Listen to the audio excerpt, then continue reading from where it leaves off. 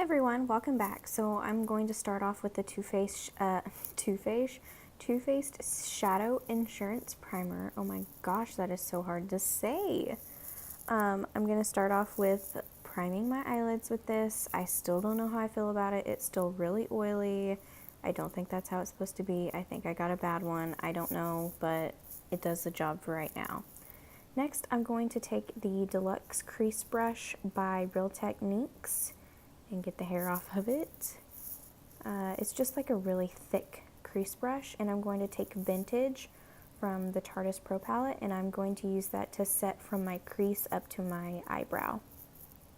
I'm going to leave the actual mobile lid unset, that way the shadow that I put on there will have a sticky base to stick onto. But I am setting from the crease up, that way all the shadows that we use in the crease blend really well. Next, I'm going to take the base shadow brush, also by Real Techniques. It's a lot smaller and a little bit more pointy, and I'm going to take Indie from the same palette, and I'm going to use this as a transition shade in the crease.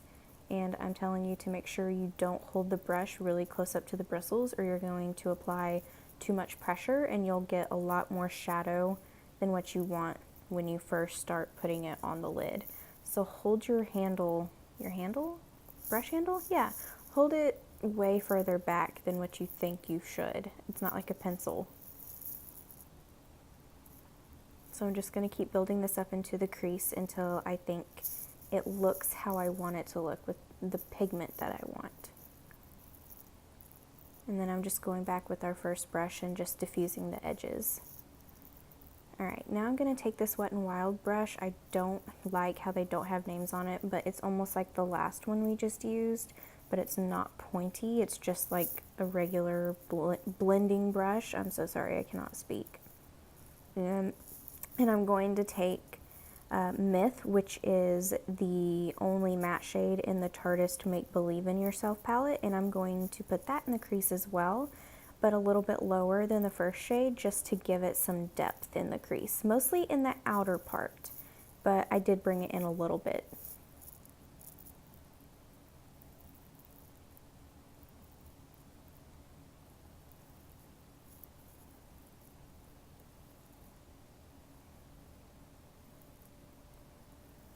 You can build this up to the intensity that you like. I was trying to keep it pretty light to go with the shadow that I'm putting on the lid, but it never stays like that. So I'm just going back with the first shade we put in the crease and just kind of blending the two together to get the perfect transition shade. And then I'm going back in with the Deluxe brush again to soften any of the hard edges. Now I'm going in with Edgy from the Tarteist Pro palette, and I'm going to use this brush that I got, oh no, just kidding, this is one of the unicorn brushes from Tarte Cosmetics. It's just like a eyeshadow blending brush, and I'm taking just like the tiniest amount of that shade to put in the outer part of the crease just to darken it up more because I'm extra and I thought it needed it.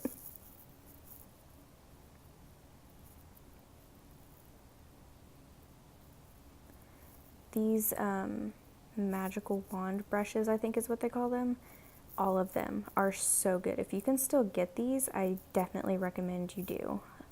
They're great. Okay, for the fun part, we're going into Marvel from the Make Believe in Yourself palette. It's this beautiful sparkly green color. Look at that. It's gorgeous. And we're going to use, oh, I didn't show the brush. It's one of the Tarte brushes like the last one I just showed you, but it's like a flat shader. And we're going to use this to put this on the lid, but you'll see me go in with my finger in a second to get more intensity of the color on there. But the brush does work beautifully, but just look at the difference this makes. You ready? Before, bam, after. A lot more color payoff when you use your finger for a sparkly shadow. If you haven't tried it and you're wondering why your shimmer shades don't show up that good, try using your finger. It makes a big difference. But I still go in with the brush to like shape where I want it to be. So definitely still use a brush so you don't have just like a glob of sparkle on your eyelid. Unless that's the look you're going for, then go ahead.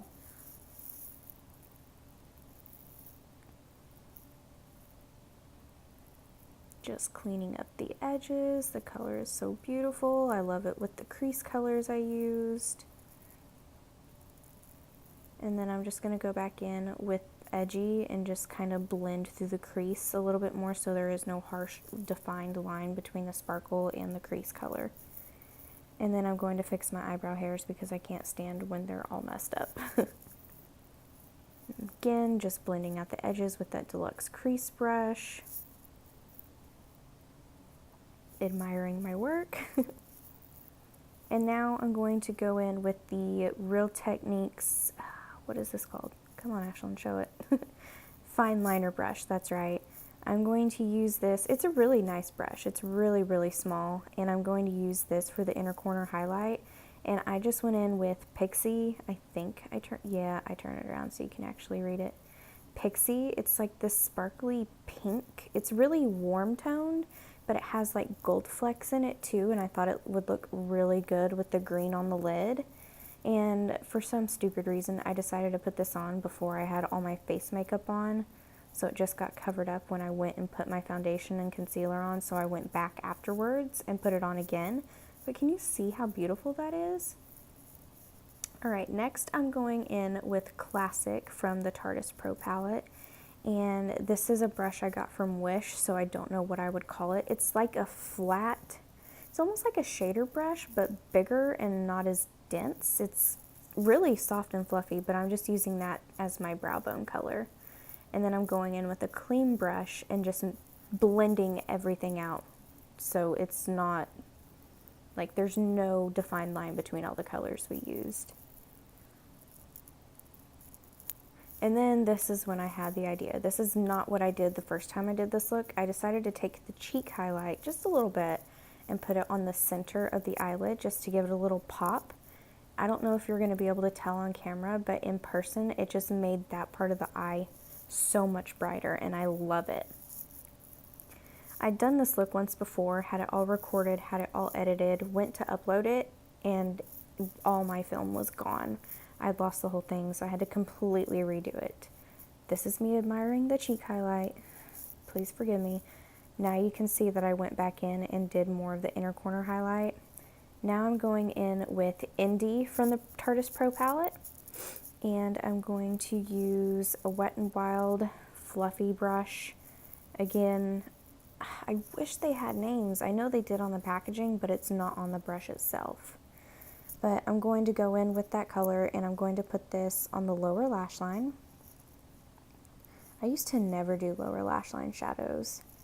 I don't know why. I thought it was just too much work. Now I don't know what I'm looking at. What are you looking at? Oh yeah, another knockoff Wish brush. They're okay, but they lose a lot of bristles when you wash them. They're all really soft though, so I guess it's alright. I'm going to use that with Edgy from the Tarteist Pro palette just to darken up the lower lash line, just in the outer area, like, I don't know, halfway, I don't know, whatever you want. You can see the difference. It kind of just brings the whole look together. Now that I do my lower lash line, if I don't, it just looks completely undone. Oh, good recording, Ashlyn. Get the mirror right in front of the camera. There you go. Alright, now I'm taking this other knockoff brush. It's a clean one, and I'm just blending the lower lash line. Then I'm going to go in with this Maybelline, I just got this, I love it, Lasting Drama Waterproof Gel Pencil, and it's in nude, soft nude? Yeah, soft nude, and I'm going to use this in the lower waterline just to make our eyes look more open and bright and more doll-like. And I didn't know this was kind of shimmery, so it was kind of hard to get it to stick on the lower lash line and actually show up. But I still think it's really pretty, but I'm definitely going to go and find one that doesn't have shimmer in it. but I still really liked it.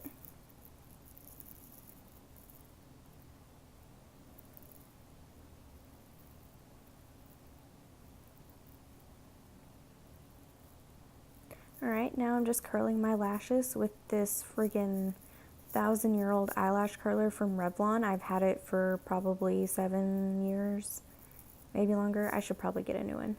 And then I realized how much glitter was in my eyelashes, ridiculous amounts. It gets everywhere. You can see it still. But I'm going to go in with the Benefits They're Real Mascara. I still have to say this is probably my favorite. I go back to it every single time. I love the Essence Lash Princess, but I still find that I reach for this one more. And it's not because it's high-end or anything, it's just because I think it does a better job. There's plenty of awesome drugstore mascaras out there. And I forgot to do my lower lash line first. Or my lower lashes first, which is what I usually do. I always look up and do the lower ones and make sure I have setting powder underneath my eyes so it doesn't transfer. I let the lower lashes dry and then I go in and do the upper. So off camera, I had the upper lashes of this one done and I went and did the lower lashes of my left eye and it looked crazy while I was waiting for them to dry. I was dying. I should have got on camera and showed you. It was funny. But I really do like this mascara, especially on these lashes on this side because they kind of like go to the right and swoop right. I don't know, they're weird. I definitely like my left eyelashes better. But this is the finished look. Oh yeah, look at me posing with this big long black hair on my nose that I didn't know was there. But I really do like the look and I'm hoping this gets uploaded easily with no hassle. Don't lose any of the film. Get ready, you're going to have another outlook now without the long black hair on my nose. But I hope you guys enjoyed it. Please like the video if you do. Subscribe for more videos and I will see you in the next one. Bye guys!